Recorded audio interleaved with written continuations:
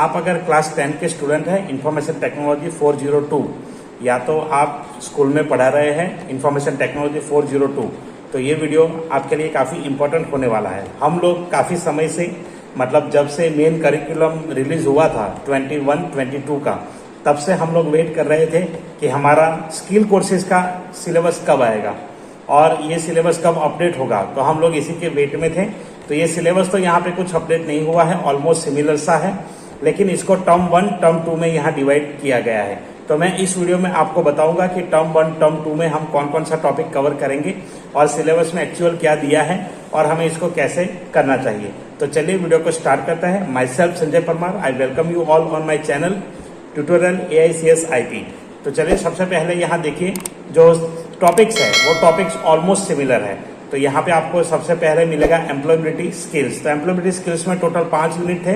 अगर आपने पांचों कंप्लीट कर दिए हैं तो कोई दिक्कत नहीं है, अगर नहीं किए हैं तो टर्म 1 में आपको कंसीडर करना है communication skills, self management skills and ICT skills. तो ये 3 यहाँ पे टॉपिक लेने हैं आपको, 3 यूनिट यहाँ पे लेने हैं, पार्ट ए में से कंप्लीट करना है। तो जिनमें से मैं 2 कंप्लीट करा चुका हूँ, कम्युनिकेशन स्किल्स और सेल्फ मैनेजमेंट स्किल्स। अब सिर्फ एक बचा है मेरे यहाँ।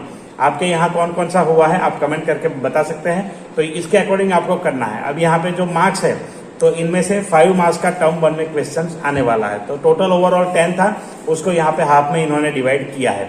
टर्म 2 की बात करेंगे तो entrepreneur skill and green skills, ये 2 पार्ट जो है, 2 यूनिट जो है वो यहाँ पे जाएंगे टर्म 2 में। तो टर्म 2 में इसको कवर करना है आपको। तो यहाँ पर भी 5 मार्क्स का क्वेश्चन इन 2 यूनिट में से आएगा। तो बेसिकली ये जो यूनिट 3 है ICT स्किल, उसको उतना ज्यादा मतलब पढ़ाने की जरूरत नहीं होती, ताकि बच्चे ऑलरेडी अवेयर होते हैं वो सारी चीजों से, सारे कंसेप्ट से। तो उतना ज्यादा फोकस करने की जरूरत हमें नहीं होती, कम यहाँ पे फोकस करना पड़ता है।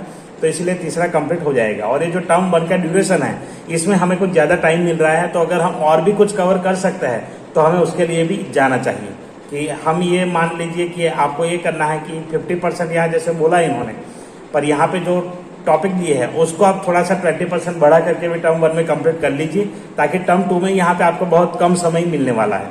तो इसलिए उस टाइम को यूटिलाइज करिए। हमारे पास नवंबर तक टाइम है, तो नवंबर तक जो टाइम है, अभी तक जितना पोर्शन हुआ है उसके अकॉर्डिंग आगे वाला पोर्शन आप देख करके एटलीस्ट 70 to 80% कवर करने की कोशिश करिए।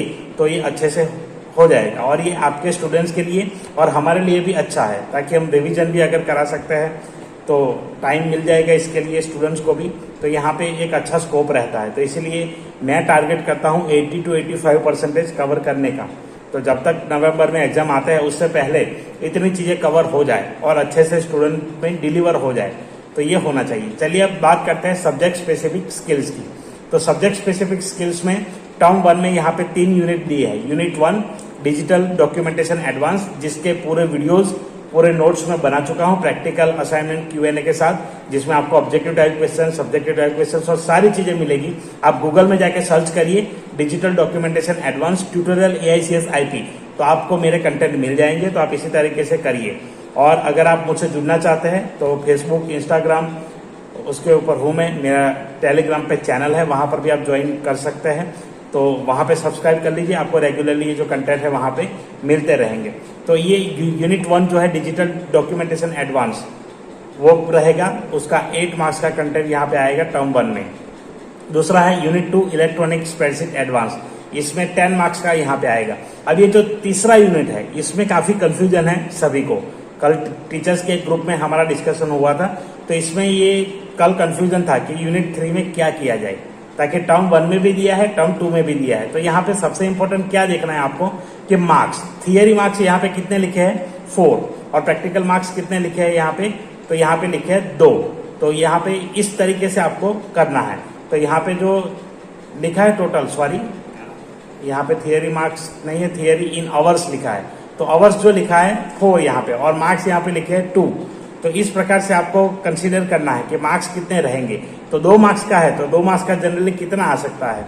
तो यहाँ पे टोटल 5 सेशन है इसमें। तो इसमें भी वही फॉर्मूला अपनाइए जो मैंने बताया, 85-15। तो 85% अगर कवर करेंगे इसमें से तो सबसे बढ़िया रहेगा। लेकिन हालांकि टाइम उतना नहीं है हमारे पास, ताकि इतने सारे यूनिट हो जाएंगे तो टाइम थोड़ा कम रहता है। तो आप यहाँ पे मैक्सिमम टोटल 5 सेशंस है इस यूनिट 3 में, डेटाबेस मैनेजमेंट सिस्टम में। तो उन 5 में से एटलीस्ट 3 करने की कोशिश करिए। 3+2 इस प्रकार से चलिए, तो अगर कुछ भी आ जाता है तो दिक्कत नहीं रहेगा। या फिर अगर टाइम कम है तो आपको एटलीस्ट 2+3 तो जाना ही पड़ेगा। तो यहाँ पे यूनिट 3 में आप ऐसे मैनेज कर सकते हैं। और टर्म 2 में यूनिट 3 यूनिट 4 ये 2 चीजें हैं, तो यहाँ पे इसी प्रकार से काम आपका रहेगा, तो ये आपको हेल्प करेगा। दूसरा जो है प्रैक्टिकल वर्क यहाँ पे, तो प्रैक्टिकल वर्क के बारे में पूरा मैंने ऑलरेडी रखा है। अब यही चीज यहाँ पे होगी, लेकिन इस बार टर्म वाइज जो है वो मैं उसको भी बना करके आपको दे दूंगा एक डेडिकेटेड वीडियो कि प्रैक्टिकल फाइल आप कैसे प्रिपेयर करेंगे, प्रैक्टिकल रिकॉर्ड कैसे आप प्रिपेयर करेंगे। तो देखिए practical examination advance documentation 5 marks का रहेगा, एडवांस स्प्रेडशीट 5 मार्क्स का रहेगा और डेटाबेस 10 मार्क्स का रहेगा। तो ऐसे 5, 5, 10, तो ऐसे यहाँ पे टोटल मार्क्स यहाँ रहेंगे। तो 20 मार्क्स हो गए और वाइवा रहेगा 10 मार्क्स का। तो इसी प्रकार से यहाँ पे 30 मार्क्स का रहेगा। सेम प्रोजेक्ट फील्ड वर्क यहाँ पे दिया है 10 मार्क्स और पोर्टफोलियो प्रैक्टिकल दिया है 10 मार्क्स। तो यहाँ पे इन्होंने स्पेसिफिकेशन नहीं दिया है कि टर्म 1 में करना है या टर्म 2 में करना है। तो यहाँ पे ऐसा कुछ कहीं पर दिख नहीं रहा है। तो एक जनरल प्रैक्टिकल वर्क दिया है, तो इसे हम कंसिडर करेंगे टर्म एंड में, तो मतलब टर्म 2 में ही कंसिडर कर सकते हैं इसे, ताकि ऐसा कुछ यहाँ पे मेंशन नहीं किया है। अगर मेंशन किया होता तो हम उसके अकॉर्डिंग जाते, पर यहाँ पे ऐसा कुछ मेंशन नहीं है। तो अगर ऐसा कोई सर्कुलर या तो कुछ आता है तो उसके बारे में हम देखेंगे और उसके अकॉर्डिंग जाएंगे, लेकिन अभी तक तो यहाँ पे ऐसा कुछ दिया नहीं है टर्म 1 टर्म 2। तो जो भी वैसे भी जो पोर्शन कंप्लीट होता है उसका प्रैक्टिकल रिकॉर्ड तो प्रिपेयर करवा ही सकते हैं। अगर एग्जाम का कहीं इन बीच में आता है इस बीच में, तो प्रैक्टिकल पेपर भी हम दे करके कर सकते हैं, तो उतना इश्यू नहीं रहेगा। इसलिए आप पैरेलल चलिए, प्रैक्टिकल कंसेप्ट भी क्लियर करवाइए, प्रैक्टिकल रिकॉर्ड्स भी बनवाइए, तो वो पैरेलल होना चाहिए। और मैं तो वही करता हूँ रेगुलरली, साथ साथ में प्रैक्टिकल ही बनवा लेता हूँ। जैसे कि अभी डिजिटल डॉक्यूमेंटेशन मैंने स्टार्ट किया, कंप्लीट हुआ, तो उसके बाद तुरंत ही उसका जो भी प्रैक्टिकल वर्क है उनको दे देता हूँ, वो भी स्टूडेंट सबमिट कर देते हैं, उसका हार्ड कॉपी फाइल में लग जाता है, दैट्स इट। तो ये बाद में प्रिपेयर करने की नौबत नहीं आती। जो स्टूडेंट सबमिट नहीं करते या कुछ करते हैं उनका थोड़ा बहुत दिक्कत रहता है, पर उनको हम एनकरेज कर सकते हैं, सबमिट करने के लिए मोटिवेट कर सकते हैं और वो कर भी देते हैं। तो मेरे तो यहाँ पे जो स्टूडेंट्स होते हैं ऑलमोस्ट 100% स्टूडेंट सबमिट करते ही हैं। तो आपके यहाँ पर भी ऐसे करेंगे, कुछ फॉर्मूलाज कुछ चीज़ें हमें खुद ढूंढनी पड़ेगी, निकालनी पड़ेगी बच्चों से काम लेने के लिए। तो यहाँ पे हर जगह कुछ ना कुछ डिफरेंट ट्रिक्स वर्क करते हैं, तो वो आपको ढूंढना पड़ेगा। तो इसी प्रकार से यहाँ पे कुछ मेंशन नहीं है, बट जैसे कंप्लीट होता है आप ले लीजिए, तो उतना ज़्यादा दिक्कत नहीं रहेगा। इन बिटवीन अगर कहीं भी बोला जाता है कि प्रैक्टिकल कंडक्ट कर लीजिए, तो ऑटोमेटिकली हम 2-3 दिन बच्चों को दे करके थोड़ी सी प्रिपरेशन करवा करके डायरेक्टली कंडक्ट करवा सकते हैं। ताकि मेन चीज़ इसमें है प्रैक्टिकल रिकॉर्ड, जो हमने डेली बेस पे करवा लिया है, रेगुलरली करवा लिया है। चलिए आगे बात करते हैं। यहाँ पे एम्प्लॉयमेंट स्किल्स जो डिटेल करिकुलम टॉपिक्स यहाँ दिए हैं वो इस प्रकार से दिए हैं, देखिए। तो यहाँ पे टोटल वो ही है सेम, और कोई चेंजेस इसमें है नहीं। तो यहाँ पे पूरा जो डिटेल करिकुलम है आपको दिया गया है। टर्म 1 का create and apply, insert and use, तो इसमें कोई अपडेट उतना ज़्यादा है नहीं, सेम वही है। तो इसलिए इसको देखने की जरूरत मुझे अभी नहीं लगती है। जो 5 सेशन उसमें थे इसमें भी यही है, स्प्रेडशीट में भी यही है। जो हमने डेटाबेस की बात की है वो मैं आपको बता देता हूँ। देखिए, एक तो सीरियल नंबर 1, 2, 3, 4 एंड 5, तो यहाँ पे 5 सेशंस है। तो इस 5 सेशंस को करने में आपको कितना टाइम लगेगा? तो देखिए 4 एंड 5 तो बहुत सिंपल है, retrieve data using query, create forms and reports using wizard. तो इसमें उतना ज्यादा जरूरत नहीं पड़ेगा आपको, ताकि अगर बच्चों ने टेबल बना लिया है तो इसके बाद ये सिर्फ एक पीरियड में या तो 2 पीरियड में हम कंप्लीट कर सकते हैं पूरा। तो पूरा एक्सप्लेन करके 2-3 पीरियड, मैक्सिमम 4 पीरियड इसमें काफी रहेंगे, तो उसमें हो जाएगा। बाकी की जो 1, 2, 3 है उसमें थोड़ा सा टाइम स्पेंड करने की जरूरत पड़ेगी, ताकि पहले थियरी कंसेप्ट एक्सप्लेन करने हैं, तो इसमें थोड़ा ज्यादा टाइम जाएगा। तो ये सेशन 1 जो है वो काफी इंपॉर्टेंट रहता है। उसके बाद जो है create and edit tables using wizard and SQL command, तो ये भी सिंपल रहेगा। इसमें भी मैक्सिमम 2-3 पीरियड जाएंगे, उससे ज्यादा पीरियड मैं नहीं समझता कि जाएगा। तो इसलिए उतना डिफिकल्ट भी नहीं है।